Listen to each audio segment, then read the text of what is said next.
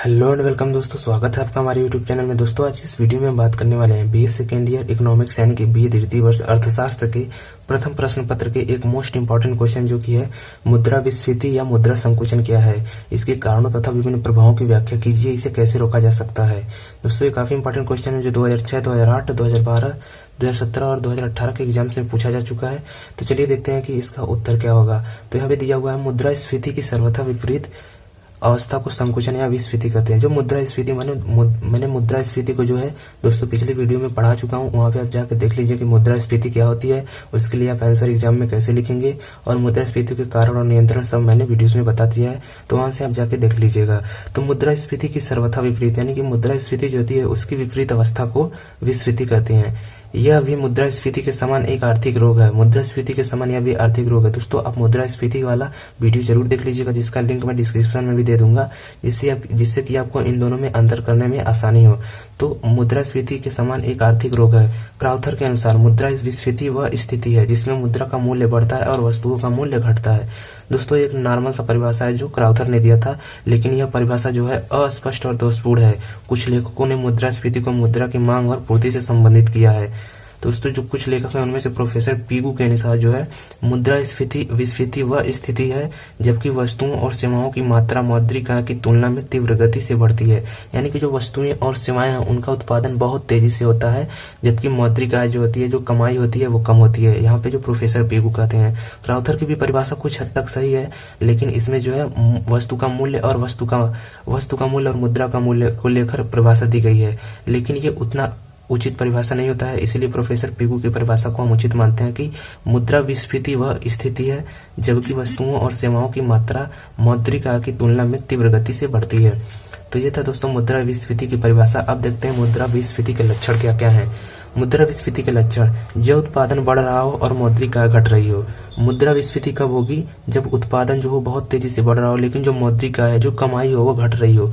वस्तुएं तो उत्पादित होती हो लेकिन कमाई जो है वो घट रही हो। जब उत्पादन बढ़ रहा हो और मौद्रिक आय स्थिर हो। यह उस स्थिति में भी उत्पन्न हो सकता है कि जब बहुत सारा उत्पादन हो लेकिन मौद्रिक आय जो है स्थिर हो। यानी कि आप समझ सकते हैं कि किसी सीजन में बहुत सारा धान गेहूं हो जाए, कोई भी फसल बर्बाद ना हो, लेकिन जो कमाई है वो उतनी ही रहे, तब जाके मुद्रा विस्फीति उत्पन्न हो जाएगी। अगला कारण देखते हैं, अगला लक्षण देखते हैं, जब उत्पादन स्थिर हो और मौद्रिक आय घट रही हो। इसका एक और लक्षण है कि जब उत्पादन स्थिर हो यानी कि उत्पादन अपने बराबरी पे चलता रहे लेकिन जो मौद्रिक आय हो वो घटता जाए, तभी मुद्रा विस्फीति जन्म लेती है। और इसका आगे, जब उत्पादन और मौद्रिक आय दोनों में वृद्धि हो रही हो किंतु उत्पादन के बढ़ने की गति तीव्र हो। यानी कि दोस्तों यहाँ पे भी उत्पादन के बढ़ने की गति तीव्र होगी, तभी जो है वो मुद्रा विस्फीति जन्म लेगी, ये बोल रहा है। अगला देखते हैं, जब उत्पादन और मौद्रिक आय दोनों में कमी हो रही हो किंतु मौद्रिक आय में कमी आने की गति तीव्र हो। यहाँ पे भी दोस्तों उत्पादन ज्यादा है या मौद्रिक आय कम हो रहा है। अगला यहाँ पे दिया है, जब संपूर्ण माल तथा सेवाओं की पूर्ति मांग से अधिक हो जाए। जब जो सेवा और पूर्ति यानी कि जो भी हम लोग सेवा लेते हैं या पूर्ति मतलब उत्पादन का माल लेते हैं और उसका यूज करते हैं, जैसे कि दाल हो गया, चीनी हो गया, चावल हो गया, उन सब का उत्पादन बहुत ज्यादा हो जाए और उसकी जो पूर्ति है बहुत ज्यादा हो जाए, लेकिन मांग जो हो कम हो। यानी कि मांग बहुत कम हो और पूर्ति बहुत ज्यादा हो जाए, तब भी मुद्रा विस्फीति जन्म लेती है। तो यहाँ पे मुद्रा विस्फीति के लक्षण हो गया। अब मुद्रा विस्फीति के कारण हम देख लेते हैं, क्योंकि जब भी क्वेश्चन पूछता है तो कारण के साथ पूछता है। आप इसको जरूर से जरूर ध्यान से देखिए और मैं पीडीएफ का लिंक जो है डिस्क्रिप्शन में दे दूंगा, आप वहां से जाके पीडीएफ को पढ़ लीजिएगा, डाउनलोड कर लीजिएगा। तो यहाँ पे मुद्रा स्थिति के कारण जो है मैं चलिए आपको बता देता हूँ। मुद्रा की मात्रा में कमी, मुद्रा की मात्रा में जब कमी होगा तो मुद्रा विस्फीति जन्म लेगी। आपको ये पॉइंट ही केवल याद रख लें अपने दिमाग में, बाकी आप थोड़ा बना के भी लिख देंगे तब भी एग्जामिनर खुश हो जाएगा। तो चलिए देखते हैं यहाँ पे क्या लिखा हुआ है। यदि सरकार अपरिवर्तनशील नोटों एवं प्रादिष्ट मुद्रा का प्रचलन कुछ अंशों में बंद कर देती है तथा उसके स्थान पर नए नोट जारी नहीं करती तो देश में मुद्रा विस्फीति की स्थिति पैदा हो जाती है। यदि मुद्रा की मात्रा स्थिर भी रहे लेकिन वस्तुओं और सेवाओं की मात्रा में वृद्धि हो जाए तो भी मुद्रा विस्फीति की दशा उत्पन्न हो जाती है। दोस्तों यहाँ पे जो है बोल रहा है कि जो सरकार है वो कुछ अंश जैसे कि कुछ दिनों से 1 रुपए का नोट, 2 रुपए का नोट चलन में नहीं है, चलता है लेकिन बहुत कम चलता है क्योंकि सरकार जो है उसको छापना बंद कर चुकी है। तो उसी तरह से अगर सरकार 10 रुपए, 20 रुपए और 100 रुपए के नोटों को छापना बंद कर दे और उन्हें जो है बंद कर दे और उनको जगह पर नया अंश नोट जो है जारी करे ही ना और मतलब अवैध घोषित कर दे कि वो काम में नहीं आएंगी, तब मुद्रा विस्फीति जन्म लेगी। अवैध ना घोषित करके अगर वो नए नोट भी जारी नहीं करती है, तब भी जो है वस्तुओं और सेवाओं की मात्रा में वृद्धि हो जाती है और नए नोट नहीं आते हैं, नए ज्यादा नोट नहीं छपते हैं, तब जाके मुद्रा विस्फीति जन्म लेती है। क्योंकि मुद्रा जो रहेगी ही नहीं, लेकिन उत्पादन जो है वो ज्यादा रहेगा, नोटों की मात्रा कम रहेगी, तो मुद्रा विस्फीति जन्म लेगी। तो ये था मुद्रा की मात्रा में कमी के कारण मुद्रा विस्फीति का जन्म होना। अब अगला देखिए दोस्तों, उत्पादन को प्रोत्साहन जो है, उत्पादन को प्रोत्साहन से भी मुद्रा विस्फीति उत्पन्न होती है। किस प्रकार से? सरकार के द्वारा उत्पन्न इकाइयों को जब अत्यधिक आर्थिक सहायता प्राप्त हो जाती है तो उनका उत्पादन बढ़ने लगता है। यदि बढ़े हुए उत्पाद के अनुसार मांग नहीं बढ़ती तो मुद्रा संकुचन की स्थिति उत्पन्न हो जाती है। दोस्तों मुद्रा विस्फीति को मुद्रा संकुचन भी कहते हैं, तो यहाँ पे संकुचन से आप यही मतलब लीजिएगा, ज्यादा मत सोचिएगा। तो उत्पादन का प्रोत्साहन, जो सरकार है अगर किसी भी क्षेत्र में बहुत ज्यादा प्रोत्साहन देती है, पैसा डाल देती है, खेती हो या फिर मछली विभाग हो, यानी कोई भी चीज जो उत्पादित होती है उनमें जो अगर सरकार जो है ज्यादा पैसा डाल देती है और वो वस्तु ज्यादा उत्पादित हो जाती है और उसकी मांग जो है उतना नहीं है जितना वो उत्पादन हुआ है। यानी कि मान लीजिए अगर 10 किलो उत्पादन हुआ है तो 1 किलो ही मांग है, तो 9 किलो जो है वो बेकार हो जाता है। उस स्थिति में मुद्रा विस्फीति जन्म लेती है। तो यहाँ पे उत्पादन का प्रोत्साहन बहुत ज्यादा देना भी जो है मुद्रा विस्फीति को जन्म देता है। अब अगला देखते हैं, अगला जो है बैंक दर में वृद्धि। बैंक दर में वृद्धि से भी मुद्रा विस्फीति किस प्रकार से जन्म लेती है?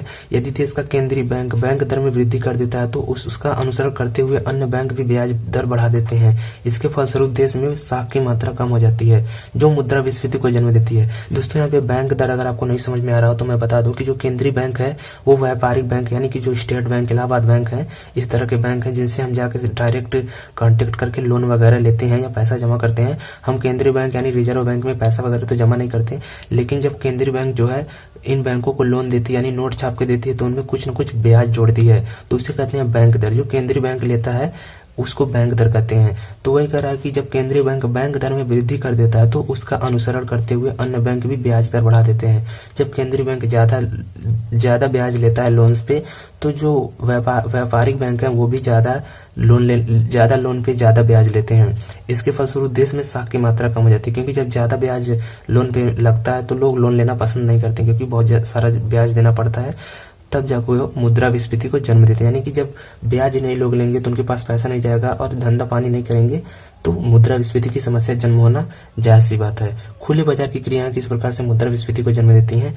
खुले बाजार की क्रियाओं का आशय केंद्रीय बैंक द्वारा सरकारी प्रतिभूतियों को बेचने से। जब ये प्रतिभूतियां बेची जाती हैं तो चलन में मुद्रा की मात्रा कम हो जाती है। इससे बैंकों की साख निर्माण शक्ति कम हो जाती है, जिससे साख मुद्रा का संकुचन हो जाता है। दोस्तों खुले बाजार की क्रियाएं जैसे कि प्राइवेटाइजेशन हो रहा है, सब चीजें प्राइवेट हो रही हैं, सरकार सब चीजों को बेच रही है, उसी प्रकार से सरकारी प्रतिभूतियां जो भी हैं उनको जब सरकार बेचती है तो लोगों का पैसा जो है सरकार के पास चला जाता है, क्योंकि सब लोग उसको खरीदने के लिए पैसा देते हैं और वो सरकार को पैसा देते हैं, तो सब पैसा सरकार के पास चला जाता है। तब जाके मुद्रा का जो मात्रा है वो कम हो जाता है मार्केट में, और उस स्थिति में जो मुद्रा का संकुचन होता है, क्योंकि सारा पैसा जो है सरकार ले लेती है और वस्तुओं को बेच देती है। तो खुले बाजार की क्रियाएं इस प्रकार से मुद्रास्फीति को जन्म देती हैं। अगला जो है वो है सरकार की कराधान प्रणाली। जब सरकार बड़ी मात्रा में कर लगाती है तथा इस राशि को सार्वजनिक व्यय के माध्यम से व्यय नहीं करती तो देश में मुद्रा विस्फीति की दशा उत्पन्न हो जाती है। दोस्तों सरकार की जो कराधान प्रणाली है वो कैसे मुद्रास्फीति को जन्म देती है? जब वो बहुत ज्यादा कर लगा देती है, लोग उसको कर देते हैं और उसके बावजूद वो जो सार्वजनिक कार्य जैसे रोड निर्माण, रेल निर्माण, गरीबों को राशन पानी की व्यवस्था करना, जब ये सब काम वो नहीं करती है सरकार, तब जाकर उसके पास पैसा जमा हो जाता है, लेकिन वो पैसा व्यय नहीं करती, तो देश में मुद्रा विस्फीति जन्म हो जाती है। क्योंकि जब सरकार लोगों से कर लेती है तो उसका मात्र उद्देश्य है लोगों को विकास करना, यानी कि लोगों के विकास कार्य में उसको डालना, जैसे रोड का निर्माण करना, नहर का निर्माण करना, पुल का निर्माण करना। जब ये सब निर्माण कार्य होते हैं तब फिर से जो सरकार कर के रूप में पैसा लेती है वो लोगों को, मजदूरों को, ठेकेदारों को देती है और वो खर्च देते हैं, जिससे मुद्रा का संतुलन बना रहता है। लेकिन अगर सरकार कर लेकर रख लेती है और सार्वजनिक कार्य नहीं करती है तो मुद्रा विस्फीति जन्म लेती है। तो ये थे 5 कारण जो कि मुद्रा विस्फीति को जन्म देते हैं। अब चलिए इसके प्रभावों को देख लेते हैं कि मुद्रा विस्फीति जब हो जाएगी तो क्या क्या इसके प्रभाव होते हैं। सामान्य जनता को लाभ।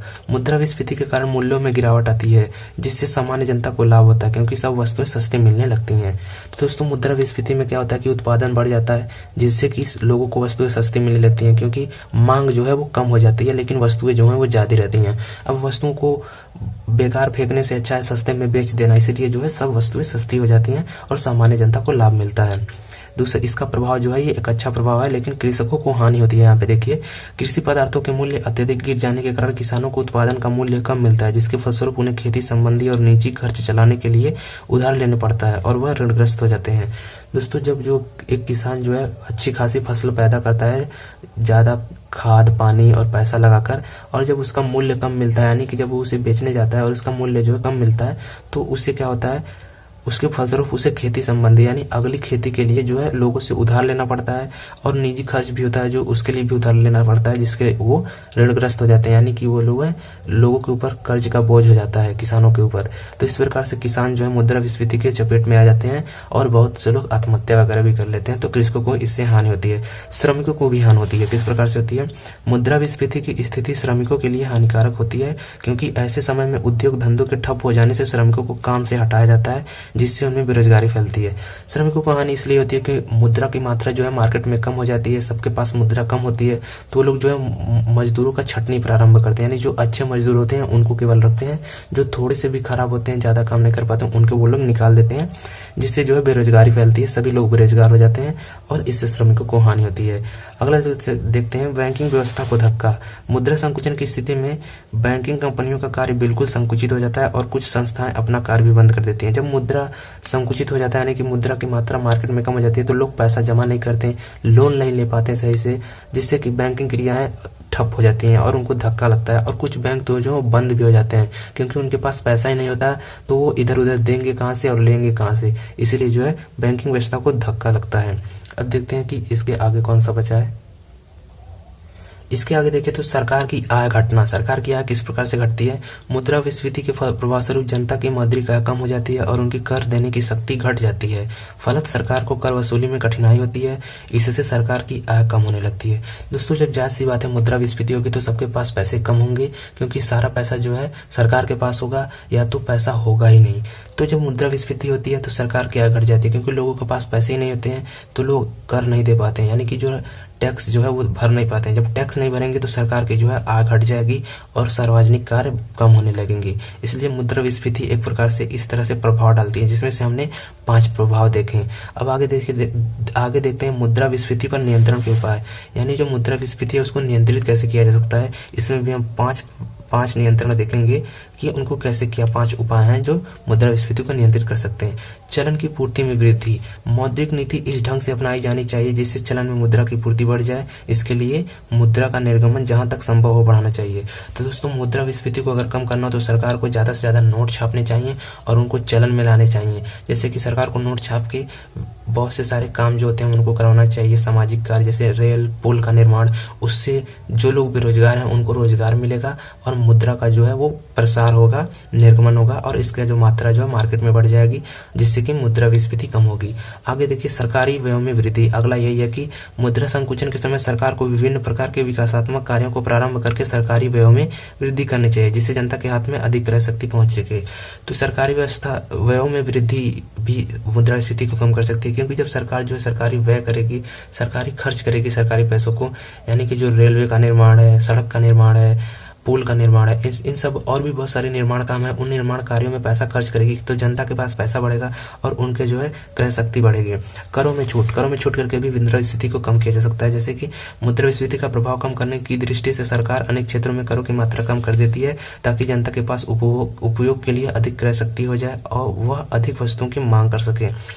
दोस्तों, जब बहुत ज्यादा मुद्रास्फीति की स्थिति पैदा हो जाती है, यानी कि मुद्रास्फीति हो जाती है, तो सरकार जो है जो डेली बेस की वस्तुएं यानी कि डेली नीड की वस्तुएं, दाल चावल चीनी, इन पे जो है एकदम टैक्स नहीं लगाती। जैसे कि हम लोग टूथपेस्ट भी लेते हैं तो उस पर भी टैक्स लगता है, लेकिन जब मुद्रास्फीति की स्थिति जन्म ले लेती है तो सरकार जो है इन सब चीजों पे, आवश्यक सामग्रियों पे टैक्स बहुत कम लगाती है या तो लगाती ही नहीं, बल्कि जो विलासता भोगी सामान होते हैं, बहुत बहुत बड़े बड़े महंगे सामान होते हैं, उनमें जो वो टैक्स बढ़ा देती है, जिससे कि लोग उसे खरीदने से बचें या खरीदे भी तो ज्यादा टैक्स दें। तो करों की छूट का कुछ क्षेत्रों में करों से छूट से भी मुद्रास्फीति को नियंत्रित किया जा सकता है। निर्यात को प्रोत्साहित तथा आयात को हतोत्साहित करके भी। निर्यात को प्रोत्साहित करने से देश के भीतर पड़ी हुई वस्तुओं की विदेशों को भेजा जा सकता है और देश को अतिरिक्त उत्पादन के दुष्प्रभावों से बचाया जा सकता है। दोस्तों, जो निर्यात है उसको अगर हम करते हैं, देश से वस्तुओं को उत्पादित करके दूसरे देशों में बेचते हैं, तो वहां से हमें जो है ज्यादा पैसा मिलेगा और जिससे मुद्रा की मात्रा बढ़ेगी और मुद्रास्फीति जो पैदा नहीं होगी। और क्या कह रहा है, इसी प्रकार आयात को नियंत्रित करके देश में वस्तुओं की पूर्ति को बढ़ने से रोका जा सकता है। अगर आयात को भी नियंत्रित कर दिया जाए, यानी कि दूसरे देशों से जो सामान हम मंगा रहे हैं उसको हम ना मंगाएं और अपने ही देश में उसको पैदा करके अपने ही देश में उसको इस्तेमाल करें, तब जाके हमें फायदा होगा, क्योंकि यहाँ का पैसा यहीं रह जाएगा, बाहर नहीं जाएगा। तो उस प्रकार से निर्यात को प्रोत्साहित तथा आयात को हतोत्साहित करके भी मुद्रास्फीति को नियंत्रित किया जा सकता है। साख नीति में उदारता। साख नीति में उदारता किस प्रकार से कर सकती है? यदि केंद्रीय बैंक व्यापारिक बैंकों पर कम ब्याज पर बैंक दर घटाकर उधार देने लग जाए अथवा उधार देने की अन्य शर्तें नरम कर दे, तो व्यापारी बैंक अधिक रकम उधार लेने लगेंगे और सरल शर्तों पर जनता को उधार देने लगेंगे। इससे अधिक मुद्रा चलन में आ जाती है और मुद्रा विस्फीति की स्थिति में पर्याप्त सुधार होगा। दोस्तों, अगर साख नीति में उदारता हो, यानी केंद्रीय बैंक जो है वो व्यापारिक बैंकों को कम ब्याज दर पर लोन देने लगे, तो जो व्यापारिक बैंक हैं वो आम जनता को भी कम ब्याज दर पर लोन देंगे, जिससे कि मुद्रा की मात्रा मार्केट में बढ़ेगी, सबके पास पैसा होगा, सब कोई कम ब्याज दर पर लोन लेंगे, अपने काम को स्टार्ट करेंगे, काम धंधे चालू करेंगे, जिससे जो है पैसे की मात्रा बढ़ेगी और मुद्रा विस्फीति जो है वो कम होगी। तो दोस्तों, ये थे मुद्रा विस्फीति के परिभाषा, प्रभाव, कारण। तो उम्मीद करता हूँ आपको ये वीडियो पसंद आया होगा। वीडियो देखने के लिए धन्यवाद। लेकिन दोस्तों, अगर आपको इसका पीडीएफ चाहिए तो आप नीचे लिंक डिस्क्रिप्शन में मैं दे दूंगा, वहां से क्लिक करके आप इसका पीडीएफ पा सकते हैं और इसे ऑनलाइन पढ़ भी सकते हैं वेबसाइट पे। तो उम्मीद करते हैं आपको वीडियो पसंद आएगा। वीडियो देखने के लिए धन्यवाद।